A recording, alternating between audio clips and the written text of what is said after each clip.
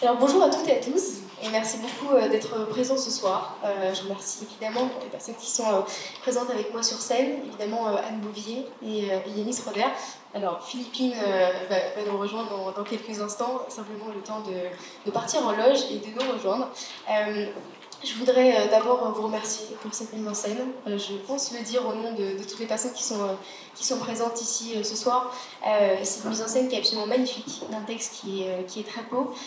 Évidemment, La dernière lettre, qui est un texte qui est inspiré d'un passage de Vie et destin de Vassili Grossman, qui est évidemment extrêmement touchant, extrêmement émouvant. On sent cette émotion sur scène, on la sent également dans le public. C'était un moment absolument extraordinaire. Alors, juste pour rappeler, cette représentation, elle a lieu dans le cadre du festival que vous connaissez sans doute, ou peut-être que vous découvrez ce soir, ce festival Parole citoyenne, qui met en valeur depuis 2017, grâce à Jean-Marc Dumontet et tous les théâtres partenaires, qui met en valeur des textes qui sont extrêmement touchants et surtout des textes qui abordent des sujets de société. Et je trouve ça très important ce soir de pouvoir, évidemment, parler de ces questions, de la question évidemment de la transmission de la mémoire de la Shoah, de notre histoire. Donc simplement, si vous voulez aller regarder sur le site, je le dirai aussi à la fin, mais n'hésitez pas à aller voir sur le site toutes les représentations qui auront lieu dans les prochaines semaines. Il y aura donc le dernier soir, qui fait écho avec la dernière lettre, le dernier soir, donc mardi 8 avril, si vous souhaitez assister à cette représentation. Évidemment, d'autres pièges, je vais en citer que quelques-unes, mais vraiment je vous invite à aller voir sur le site. Traité sur l'intolérance, le 17 avril, ou encore Simone Veil, Les combats d'une effrontée, qui sera donc cette dernière pièce qui va clore le festival. Alors, merci beaucoup d'être présent avec nous ce soir pour pouvoir discuter de cette question, évidemment, de la transmission de la mémoire de la Shoah, mais également d'une mise en scène qui est extrêmement importante, et je me tourne vers vous, Anne Bouvier. D'abord, est-ce que vous pouvez nous parler de la manière dont vous avez rencontré ce texte et la manière dont vous avez décidé de l'adapter? Alors, je l'ai rencontré à travers Philippine Brossolette, qui est venue me solliciter et qui m'a accordé sa confiance pour mettre en espace, en scène ce texte. C'est une... comment appeler ça? Les mots aussi manquent. C'est une thématique qui, moi, m'obsède beaucoup. Et donc, j'ai été très honorée et très touchée qu'ils viennent me voir. Alors, on s'est dit qu'on a essayé de traiter ça avec beaucoup de délicatesse et de déférence. Donc on a travaillé, on sait beaucoup, on est parti surtout sur la sidération.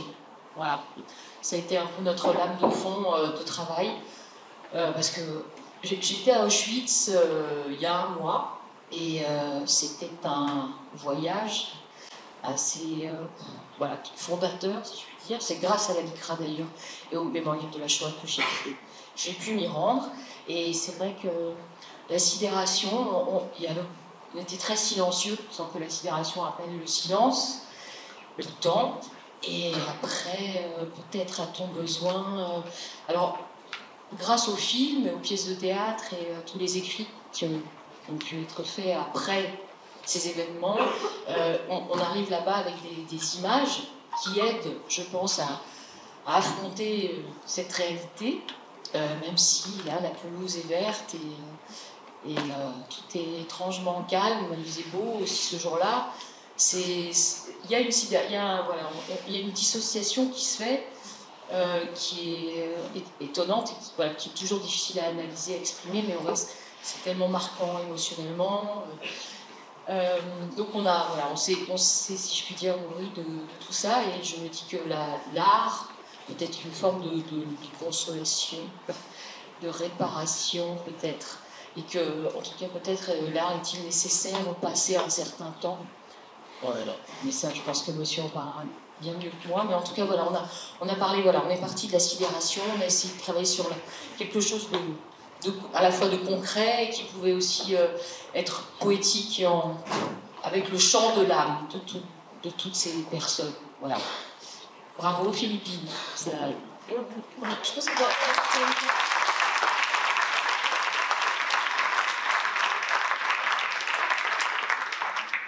Alors merci beaucoup d'être présente avec nous ce soir et merci, je le redis encore une fois, mais merci pour cette magnifique représentation. Je le dis encore une fois au nom du public, c'était extrêmement émouvant, extrêmement touchant. Alors je vais continuer sur cette lancée évidemment de cette découverte du texte de Vassili Grossman. Comment est-ce que vous avez vécu cette découverte de ce texte? Et surtout, c'est une forme qui est difficile, cette forme du monologue sur scène.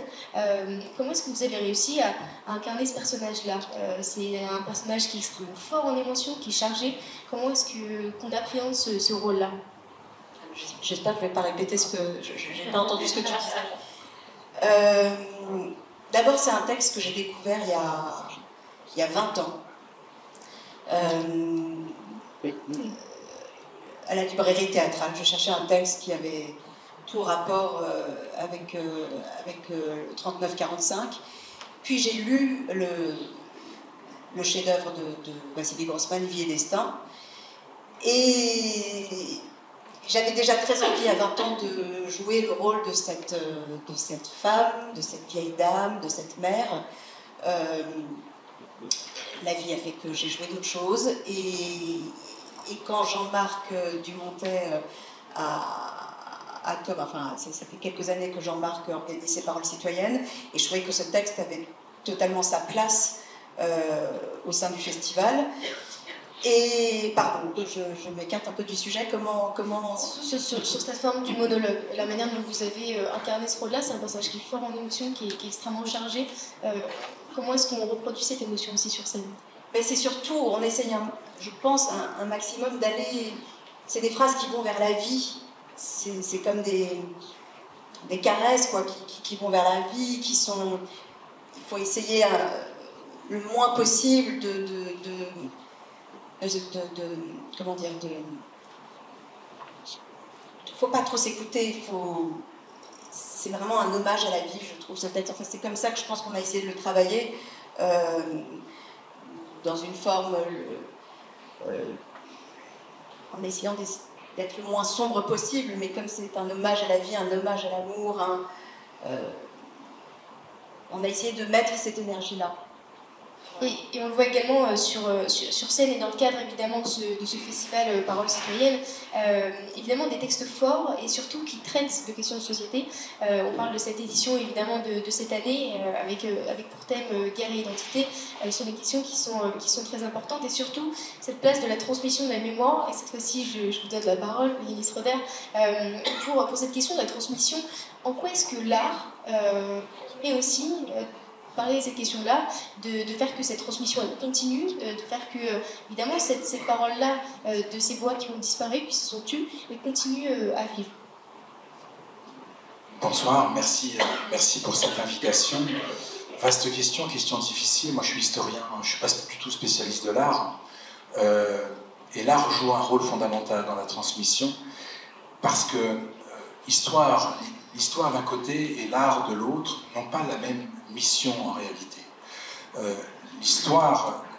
Dire l'histoire, mettre les événements en récit, c'est ça l'histoire, c'est mettre les événements en récit d'un événement politique. La Shoah est un événement politique, et d'abord un événement politique. Et quand on l'étudie aussi bien à l'université que dans le secondaire, on doit enseigner un événement politique. La Shoah, c'est une politique publique menée par un État. Comment l'art peut-il rendre compte de cela? L'art, je crois, a une autre mission. Et elle est liée, je crois, sincèrement, aux émotions que l'art va provoquer, aux émotions que l'art va faire ressentir aux gens qui vont vivre quelque chose avec les acteurs, avec les actrices, avec les films qu'ils vont voir, avec les tableaux, les toiles qu'ils vont pouvoir, devant lesquels ils vont peut-être ressentir une émotion esthétique. Mais cette émotion, elle va sensibiliser, elle va éveiller peut-être l'intérêt, mais, excusez-moi de le dire comme ça, elle ne permettra pas de comprendre. Elle ne permettra pas de comprendre ce qu'est le crime de la Shoah dans sa dimension politique. Parce que, justement, c'est un enseignement qui doit être fait, et les deux sont liés en fait, si vous voulez. Les deux sont liés parce que c'est un enseignement qui doit être fait à deux voies. À la fois la vision politique et à la fois la vision artistique. On ne peut pas, si vous voulez, si je me place d'un point de vue d'un enseignant de lettres par exemple, qui va, pourquoi pas, faire travailler à ses élèves cette magnifique lettre de Vassili Grossman, écrite par Vassili Grossman. Il y a plein d'éléments que le professeur de lettres sera peut-être en mesure d'expliquer, mais pas tous. Et notamment dans cette lettre, il y a des choses, quand on connaît l'histoire de la Shoah, qui ne collent pas avec la chronologie des événements.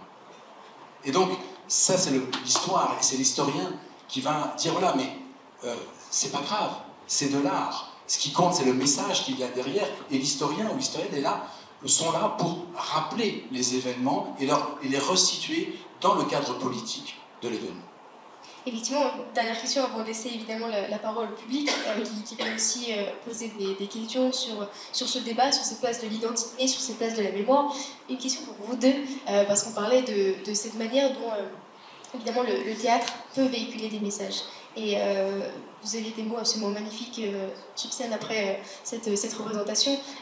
En quoi est-ce que, à la fois en tant que metteuse en scène, à la fois en tant que comédienne, vous pensez que le théâtre est finalement cette place qui est idéale pour parler de cette histoire et pour faire entendre des voix qui ont disparu?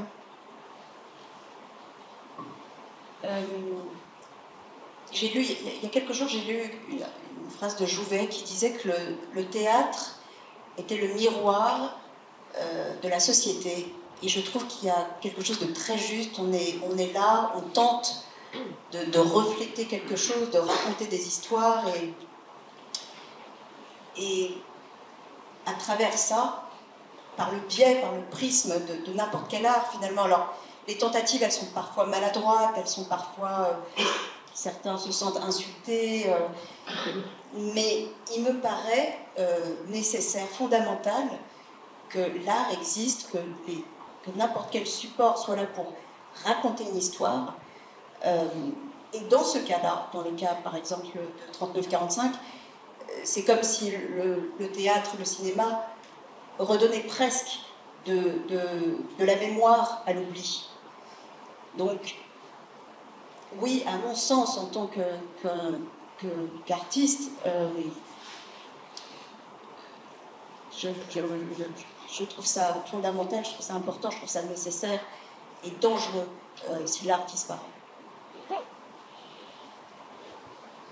Vous disiez, on ne peut pas comprendre, ça ne sert pas à comprendre l'art, mais peut-être ça sert à rendre l'insupportable, l'inexplicable, le supportable à un moment T et à ce qu'effectivement les choses continuent à se transmettre oralement, émotionnellement. Voilà, c'est déjà petit quelque chose. Voilà. Alors, je vous invite évidemment à prendre la parole, à poser vos questions. Alors, le principe, on a encore une vingtaine de minutes d'échange tous ensemble. N'hésitez pas à poser des questions, si vous avez des questions dans le public. Questions courtes, réponses courtes, mais qui nous permettront d'avancer sur ce débat. Donc, n'hésitez pas à intervenir quand vous voulez, si jamais vous avez des questions dès à présent. Oui. Monsieur Alvestorni, cela a pu être légitimé par l'État.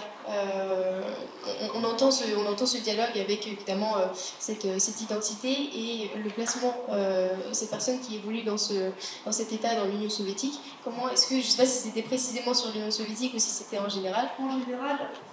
Comment ça a pu être légitimé par l'État? C'est une question qui est très générale. La Shoah, d'accord, c'est ça. Comment la Shoah était une politique publique, c'est ça en gros C'est ça. Oui. Comment ça a pu être accepté, ça Je peux parler là-dedans. Ouais. Ah oui, comment ça a pu être accepté par les gens, les citoyens qui vivaient, qui sont abattus, et surtout des pays qui ont des armes à la base aussi. Donc, comment est-ce que les États, pourquoi ils ont collaboré? Comment ça s'est passé? Moi, j'aimerais comprendre. Comment ils ont retourné le cerveau? Vous nous invitez à un séminaire universitaire qui va durer toute l'année. Écoutez, je vais essayer d'être le plus concis possible sur une question qui Ouais, nous les occuper effectivement toute l'année. En réalité, il faut comprendre que la Shoah, du point de vue des nazis, c'est-à-dire du point de vue des assassins, c'est un geste défensif. C'est-à-dire que les nazis sont convaincus de se défendre contre les agresseurs éternels que sont les juifs, et s'ils ne les tuent pas, c'est eux qui viendront les tuer un jour. Et ça, c'est un élément de propagande qui va être martelé dans l'Allemagne nazie, à tel point que cela explique aujourd'hui, me semble-t-il, que l'Allemagne nazie se soit battue jusqu'au bout, jusque dans les ruines de Berlin. Parce que les hiérarques nazis, dans les dernières semaines, quand l'armée rouge arrivait aux portes de Berlin, ne cessaient de dire « nous allons être assassinés et exterminés », c'était le mot utilisé, hein, vernichten, nous allons être réduits à rien, nous allons être exterminés par le judéo-bolchevisme. En réalité, la Shoah est un geste défensif du point de vue nazi, parce qu'ils sont convaincus d'être en danger. Et à partir de là, ils ont construit tout un discours, toute une propagande, tout un système qui a visé à faire passer ce discours dans la société et qui a été plus ou moins accepté. On ne peut pas dire que tous les Allemands aient accepté cela ou l'aient intégré, mais il est évident que beaucoup ont détourné le regard, beaucoup n'ont pas regardé, beaucoup n'ont pas voulu savoir ce qui était en train de se passer à l'Est, parce que ce qui s'est passé à l'Est, c'est-à-dire la politique de ghettoisation en Pologne, en Biélorussie, en Ukraine, dans les pays baltes, n'a pas eu lieu en Allemagne. En Allemagne, vous n'avez pas cette politique de ghettoisation, c'est une autre politique. Donc, les Allemands n'ont pas vu cette politique de ghettoisation, même s'ils le savaient, parce qu'il y avait des millions de soldats allemands qui écrivaient à leur famille et qui rentraient parfois en permission et qui ont raconté. Donc tout cela était su, plus ou moins su, mais quand même très su en réalité, mais pas nécessairement regardé en face. Et c'est ça qui questionne, bien sûr. En même temps, ne jamais oublier que l'Allemagne nazie, qui est un régime, alors qu'on présente comme totalitaire, mais tout ça est discutable, est un régime d'adhésion. C'est un régime d'adhésion. On adhère à l'Allemagne nazie, et les nazis ont intérêt à ce qu'on adhère à leur projet, mais c'est quand même un régime coercitif.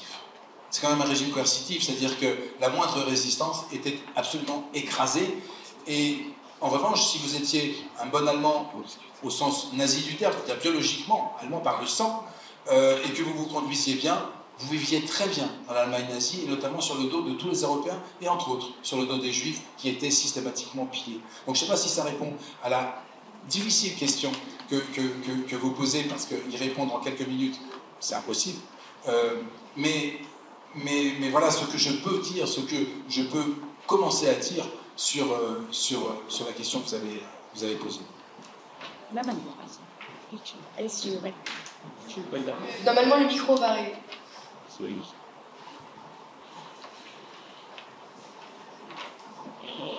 Pour continuer sur ce thème, on peut parler des voisins, parce que moi, ce qui m'a beaucoup marqué dans le texte, c'est comme dans Vie d'Estaing, l'auteur va passer, et c'est vrai que comme vous dites que vous laissez votre pensée couler, et ben, il passe d'un thème à un autre, mais dans la première partie, ce qui est très bouleversant, ce sont les voisins. Et c'est pour ça que quand un homme dit comment on peut expliquer, mais comment on peut expliquer comment étaient constituées les Einsatzgruppen, c'est-à-dire que c'était des Allemands, et c'était des Allemands du commun, c'était le citoyen lambda.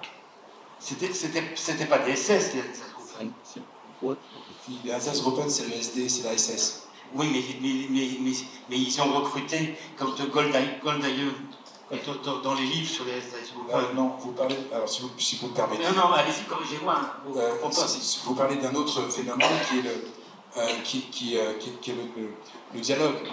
Le dialogue entre Christopher Browning et Daniel Goldhagen au milieu des années 90 sur le débat, non pas sur les Einsatzgruppen, mais sur les bataillons de police. C'est ce qu'on appelle la Ordnungspolizei, qui effectivement étaient des hommes ordinaires. C'est d'ailleurs le titre du livre de Christopher Browning, 1992, des hommes ordinaires, où il raconte comment des hommes qui avaient entre 35 et 45 ans, qui n'étaient pas des nazis, qui n'étaient pas adhérents au parti nazi, qui n'étaient pas des SS, ont participé à la Shoah en assassinant directement 40 000 personnes et en mettant 30 000 dans les trains pour Treblinka. C'est de ça dont vous voulez parler. Oui, mais ça rejoint quand même cette question de se dire comment c'était possible. C'était des citoyens ordinaires. Et donc, malheureusement, il n'y a pas... C'est une banalité, parce que non, mais c'est la nature humaine. Et il y a des livres qui ont été écrits sur les voisins aussi. Et c'était les voisins qui exterminaient aussi. C'était pas... Il peut y avoir besoin de formater l'esprit des gens par une idéologie, mais le voisin, il agit un peu spontanément aussi. Hein. On va se méfier de nos voisins. Mais, oui. Moi ça va, ma voisine c'est Madame Robinstein, je risque pas la prochaine. Donc, pour vous répondre, pour vous répondre sur cette question précise, c'est une question extrêmement importante parce que la question de la responsabilité a été posée, et notamment par Christopher Browning avec ce livre des hommes ordinaires sur le 101e bataillon de la Ordnungspolizei.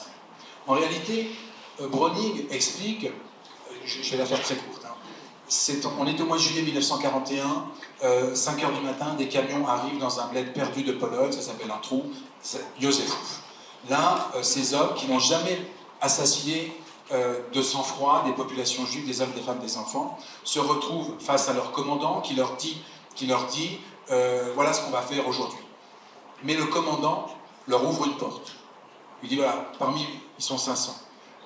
Parmi ceux qui ne se sentent pas, s'il y en a parmi vous qui ne se sentent pas capables, sortez des rangs, vous serez astreints à un autre travail. Aucune menace, rien. Sur les 500 types qui sont là, 12 sortent. 12. Encore une fois, ces hommes ne sont pas des SS, ne sont pas des nazis, ils viennent de la ville de Hambourg, beaucoup ont été socialisés à gauche. 12 sortent des rangs. Mais la question que pose l'historien Christopher Browning à ce moment-là, c'est de dire comment on explique justement que ces hommes, dès le jour même, assassinent, tant comme ils peuvent, 1500 personnes, hommes, femmes et enfants. Et il met en avant deux choses très importantes. Le conformisme social, c'est-à-dire l'effet de groupe, pour le dire autrement, l'effet de groupe. Et puis, permettez-moi de le dire, on est entre hommes. En général, quand on n'est que entre hommes, le niveau ne monte pas. Je me permets. J'ai fait 30 ans de rugby. Je peux vous le dire, les troisième mi-temps, voilà, il y a des choses que je préfère oublier. Donc, ça c'est la première chose.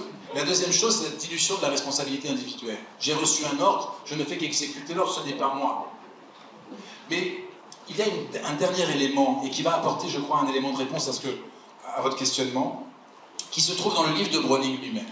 Et que Browning a écrit noir sur blanc, mais qu'il n'a pas vu au moment où il l'a écrit. Et je me souviens très bien, parce que j'étais à l'époque jeune étudiant, et avec mes camarades, notamment mon camarade Christian Ingrao, qui est historien du nazisme, on discutait de ça, et on avait vu la même chose.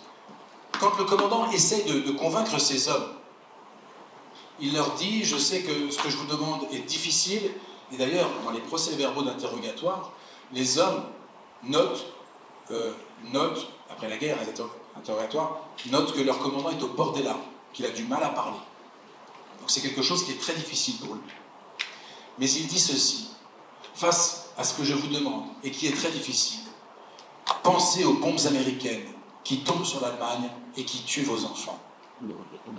Objectivement, quel est le rapport entre ce trou qu'est Józefów et les bombes américaines des B-29 qui écrasent l'Allemagne? Objectivement, pour vous et moi, il n'y en a aucun.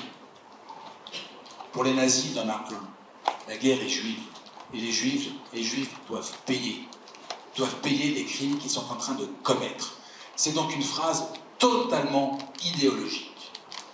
Ce type est convaincu de ce qu'il dit, et il utilise cela pour convaincre ces hommes qui depuis, on est en 1941, qui depuis presque 10 ans sont sociabilisés à la propagande nazie et à cette vision du monde. Ce que les nazis appelaient la Weltanschauung, cette vision du monde, cette idéologie qu'il est socialiste depuis 8-9 ans, et même avant, puisque le nazisme était présent dans la société bien avant. Et donc, s'il n'y a pas cette dimension idéologique qui vient légitimer le passage à l'acte, parce que on va tuer ses enfants, parce que si je ne tue pas ses enfants, ils viendront tuer les miens. C'est cela que ça veut dire. C'est cette vision-là. S'il n'y a pas cette vision idéologique, il n'y a pas de passage à l'acte génocidaire. Ce n'est pas possible, ça ne fonctionne pas.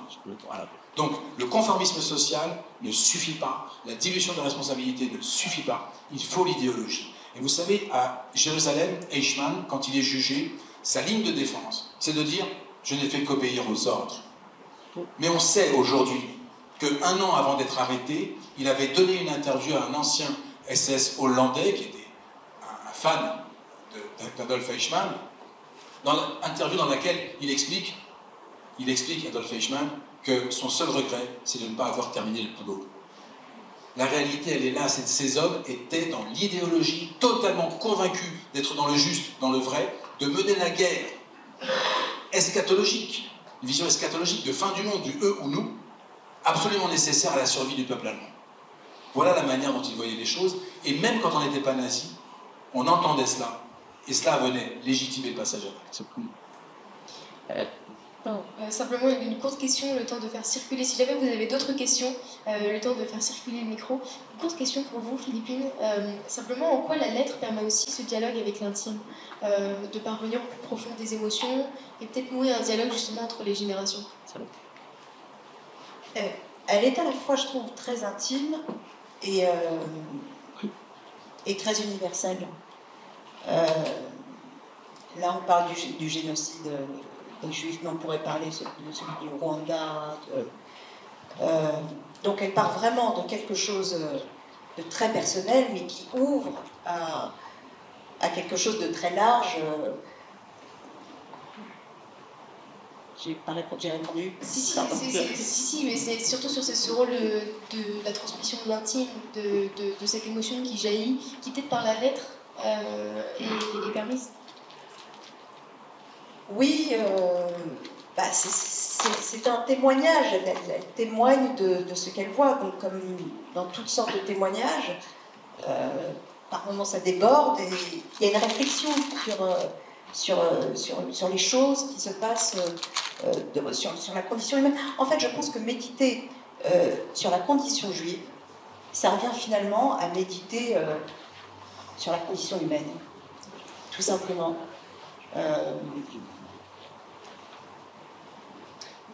Donc je crois que cette lettre est un prolongement d'une réflexion personnelle sur sa vie, sur sa condition de juive, mais aussi sur la condition des êtres humains, aussi magnanimes soient-ils qu'atroces, et que l'histoire est un éternel recommencement. Et voilà.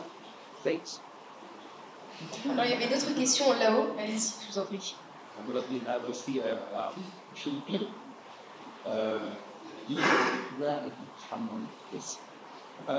avez dit que vous aviez découvert ce texte il y a une vingtaine d'années et que vous avez travaillé récemment.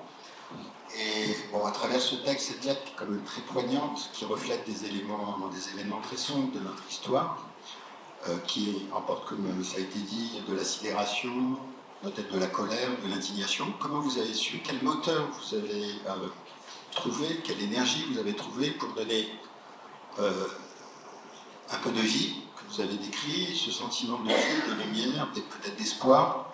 Et donc je voulais savoir comment vous avez pu travailler cela, peut-être avec Anne, ces événements pour mettre justement en opposition cette période sombre avec la lumière que vous avez su transmettre. C'est beaucoup de travail. On tente des choses, on tente plusieurs couleurs, on tente des nuances, on tente d'être sincère le plus possible. Que raconte cette dame? Comment ce qui peut la toucher, elle, peut faire appel à quelque chose en vous, en Anne, en messieurs, c'est un travail qui, je pense, est en permanence en questionnement. C'est tout le temps des questions où il n'y a pas de réponse.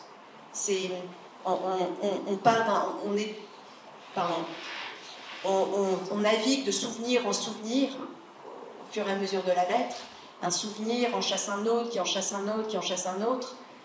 Il faut essayer de naviguer là-dedans avec le plus possible d'authenticité et de recul, de distance face à ce qu'elle raconte. Par moments, elle est totalement dedans, par moments, elle est comme un effet loupe. Elle voit ce qui se passe, c'est comme si elle-même était au théâtre et qu'elle voit ce qui se passe devant ses yeux. Par moments, elle est au centre de la pièce, au centre du spectacle. Mais il y a ce travail qu'on a fait avec Anne, ce travail de loupe. Par moments, d'avoir le petit recul, la petite distance, de se dire, mais qu'est-ce qui se passe ? Qu'est-ce qui se passe ? Et on voulait essayer d'éviter le pathos. C'est toujours compliqué, d'être un temps chargé, de prendre de la densité, mais sans être larmoyant. Donc on se donnait souvent comme note, ça va aller, et de s'accueillir sur cet instinct de survie, cet espoir qui est évoqué dans la lettre, ce moment de la noce, où pour tenir, on se dit ça va aller, ils vont arriver, ça y est, ils vont être sauvés. Et c'est prodigieux comme force aussi, ça en l'humain. C'est magnifique en même temps, cette horreur d'avoir ça en tête qui fait tenir debout. Donc, voilà, c'était un peu cette contradiction entre face à l'horreur, il y a certainement ceux qui s'écroulent et puis il y a ceux qui tiennent dès le départ, voilà, comme elle le dit, un espoir insensé, c'est un mission. Oui, c'était très juste, parce que dans les ghettos, d'une manière générale, dont on a pu recueillir les témoignages, je pense notamment au travail qui a été fait dans le ghetto de Varsovie même, où il y avait tout un groupe qui s'appelait Onek Shabbos, dont le travail était, autour de l'historien Emmanuel Rigelblum, était de recueillir des témoignages écrits ou alors qui étaient transcrits. Et on comprend que dans le ghetto, en fait, il y a toujours de l'espoir. Il y a toujours cette vision. Vous savez, dans le ghetto, il y avait des écoles partout. On apprenait aux enfants à lire, on leur apprenait des jeux. Janusz Korczak, avec son orphelinat, faisait faire des pièces de théâtre aux enfants, les faisait dessiner, leur faisait construire des journaux, comme si on continuait, et c'est ce qu'on retrouve dans la lettre que vous avez mise en scène et que vous avez jouée, cet espoir permanent. Cet espoir permanent que la vie finira par l'emporter et que même face au pire et face à l'horreur que sont en train de subir ces gens du fait de la politique nazie, il y a toujours quelque part un espoir qu'à un moment donné, on va finir par s'en tirer. Et en même temps, il ne faut pas oublier que les nazis ont tout fait pour que ça se passe aussi comme ça. C'est-à-dire que j'imagine que tout le monde ici a vu le film de Roman Polanski, Le Pianiste. Dans Le Pianiste, on le voit très bien. Comment les gens courent après les cartes de travail. Il faut une carte de travail et je cherche une carte de travail. Spielmann cherche une carte de travail pour son père parce qu'ils ont compris que ceux qui sont au service du Reich, dans le cadre de l'effort de guerre, seront épargnés par les déportations. Voilà. Mais c'est une stratégie nazie pour diviser et pour en fait créer un espoir temporaire chez certains et en même temps annihiler toute volonté de révolte collective et massive parce que cela divise. Oui, mon voisin, encore les voisins, mon voisin va être pris, mais bon, nous on va être épargnés. Et donc, dans des situations qui sont des situations d'anomie complète, en fait, on oublie complètement que ces gens étaient dans des situations, mais inimaginables en réalité. Je me permets de rappeler une chose, c'est que les nazis livraient au ghetto de Varsovie, puisque c'est le plus grand ghetto, de la nourriture quotidiennement, à hauteur de 180 calories par jour et par personne. Dans le ghetto de Varsovie, c'est 3000 morts par mois de faim. Donc c'est catastrophique. Chacun se bat pour sa survie. Là, il n'y a plus de société, tout a explosé, tous les cadres ont explosé. C'est chacun sa vie, sa survie. Et ça, les nazis l'ont bien pensé. Peut-être une dernière question dans le public. tout là-haut, tout là-haut.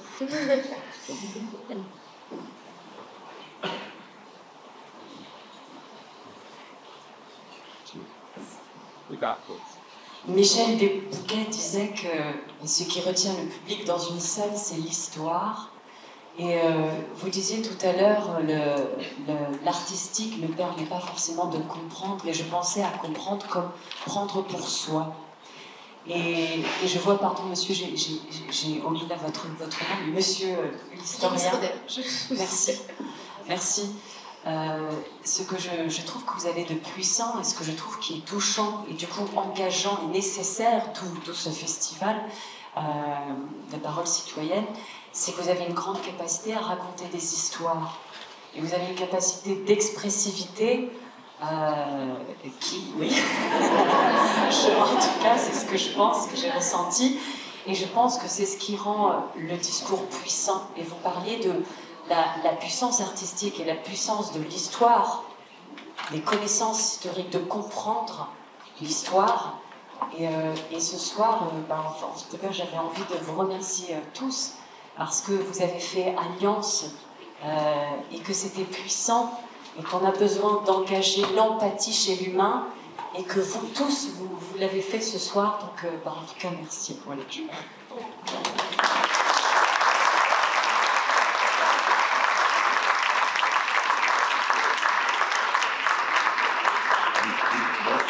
J'en profite pour vous poser une dernière question, évidemment sur ce rôle du théâtre.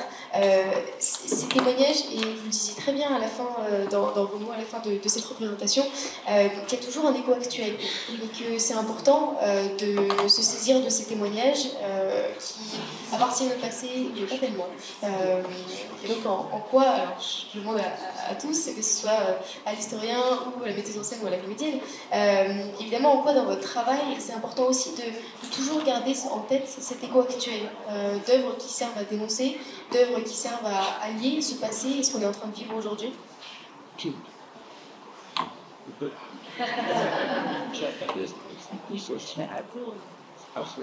Pardon. Non, en quoi du coup cet écho actuel, évidemment c'est un témoignage qui appartient au passé, mais il y a toujours un écho actuel et c'est aussi l'idée de ce festival de paroles citoyennes, de garder cet écho actuel, que ce soit au théâtre, que ce soit en histoire, de toujours utiliser l'art et évidemment l'histoire pour garder en mémoire ces témoignages et montrer que cet écho-là il est actuel aussi. Il est actuel et une toute petite chose, on ne peut pas construire l'avenir sans avoir la mémoire du passé. C'est impossible. Déjà, enfin, au moins pour limiter la casse, il faut avoir cette mémoire-là et essayer d'aller vers les meilleurs chemins qui tendent vers la lumière. Et je crois que, voilà, c'est très important de parler de tout ça aujourd'hui pour construire demain.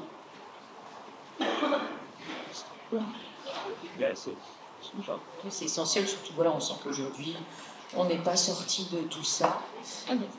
Alors malheureusement, j'imagine nous tous et toutes, on est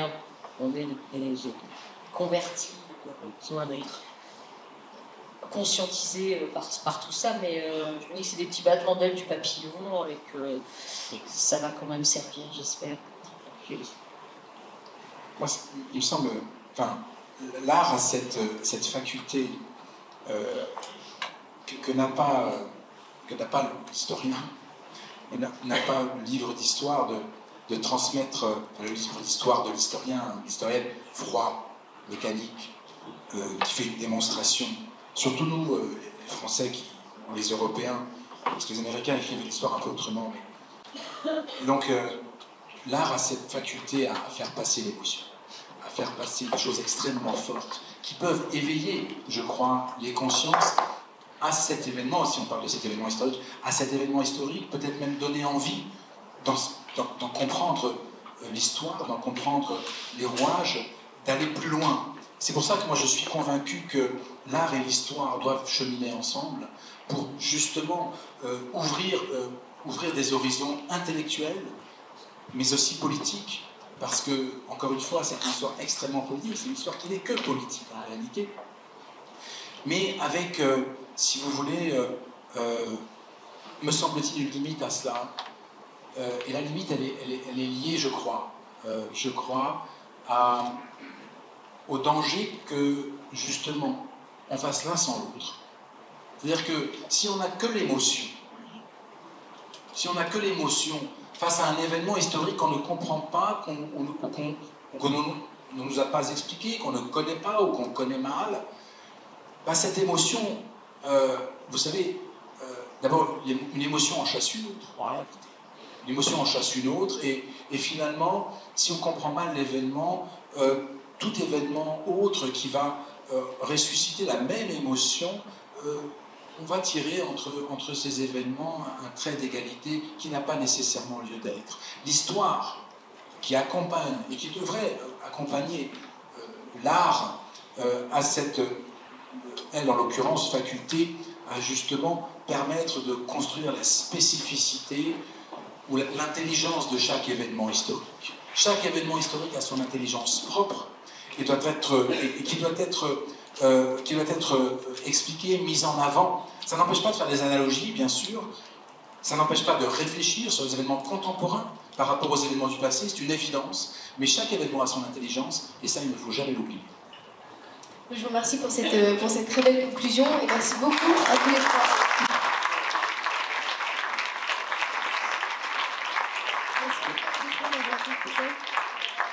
Merci.